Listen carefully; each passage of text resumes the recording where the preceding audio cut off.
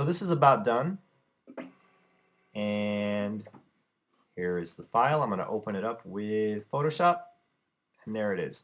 Now the first thing that jumps out at me is it's pretty soft. There's not much detail there. I see some scratches, but I can fix those in Photoshop using the spot healing brush over here. You just roll them over any marks or specks that you want to get rid of. You know, that's just the quality of film. It's classic, it's analog, it's tangible. So there we go. I'm going to leave that open, and that looks very soft to me.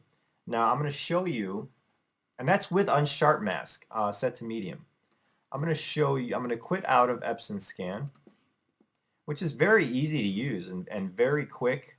I like the way it works. And we're going to open up Silverfast SE, which is what came with it. I don't have AI, but I would like to get it. It's $100 extra. So maybe one day soon I will upgrade to Silverfast AI because you can do more with it. Okay. Now this, with Silverfast, you can't do 16-bit grayscale. You have to upgrade to AI for that. So I have it set to 16 to 8-bit, which means it's going to convert it down to 8-bit. So you don't get a 16-bit file.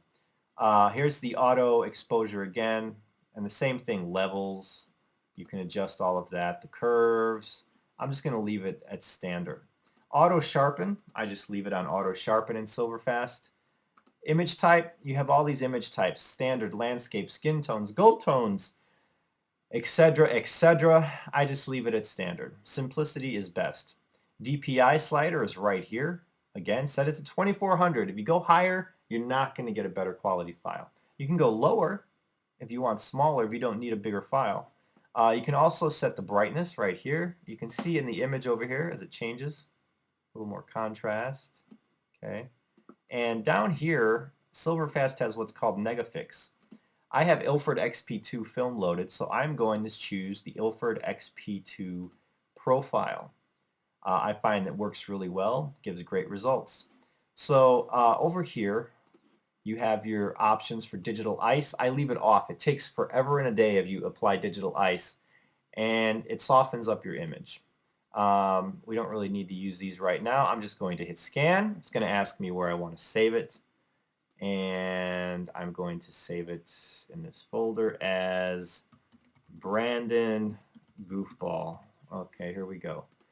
So let's see how it scans and how long it takes to scan. It took about a minute for Epson, the Epson scan software. And it should take about the same in Silverfast. The V700 takes a few seconds to get started up though. Okay, here we go. I think it's starting to scan.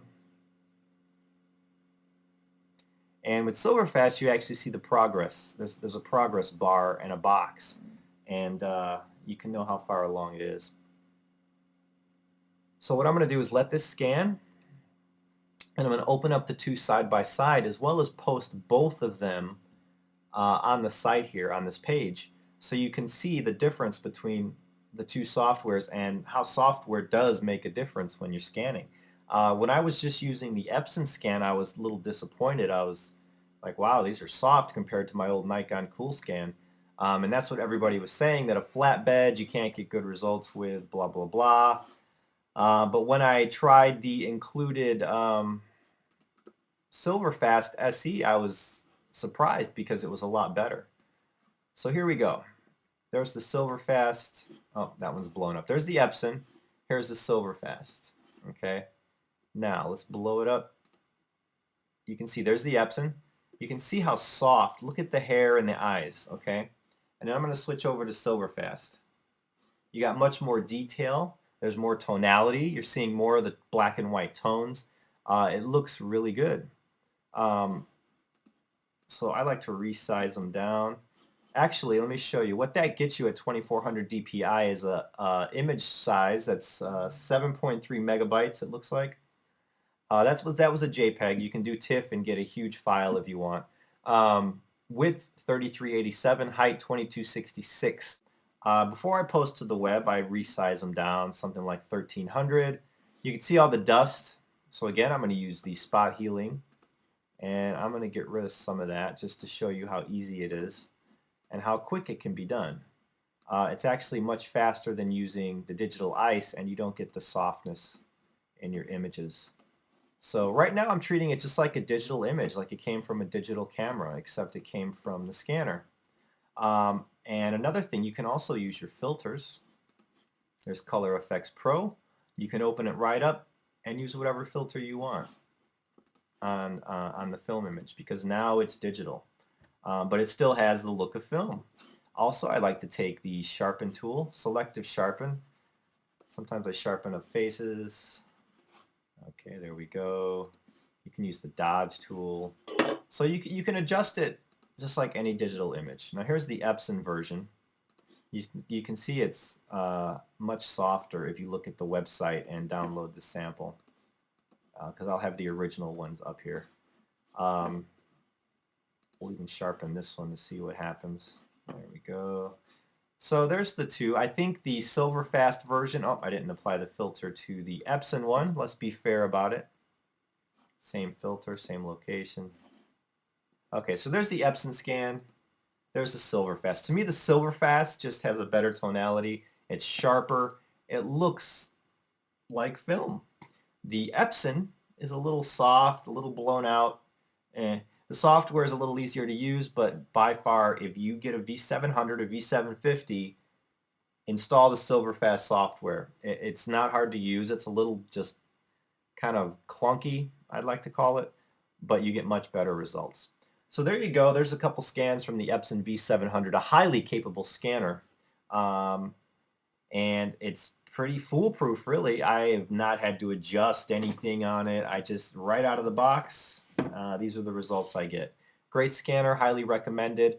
Remember to join and enter my contest that ends in a few days. You only have a few days to submit your images for the Epson V500 scanner contest, because I'm giving away the V500 that I tried first, which is also really good. And unfortunately, I probably would have kept it, but I was only using it with the Epson software. So I wasn't 100% happy. If I would have downloaded Silverfast, I probably would have gotten similar results to the V700. But the V700 is awesome. It's a massive machine. It's well built. I'm very happy with it for film scanning. And I like the fact that you can scan 24 frames in one shot with it. So very cool. So I hope you enjoyed this. This is exactly all I've been doing to get my scanned images to the website. And those are my settings. So I hope you enjoyed it, and be sure to check back for more. I have some cool reviews on the way, some Micro Four Thirds stuff. I have some more film stuff. So keep coming back to SteveHuffPhoto.com. Thanks for watching.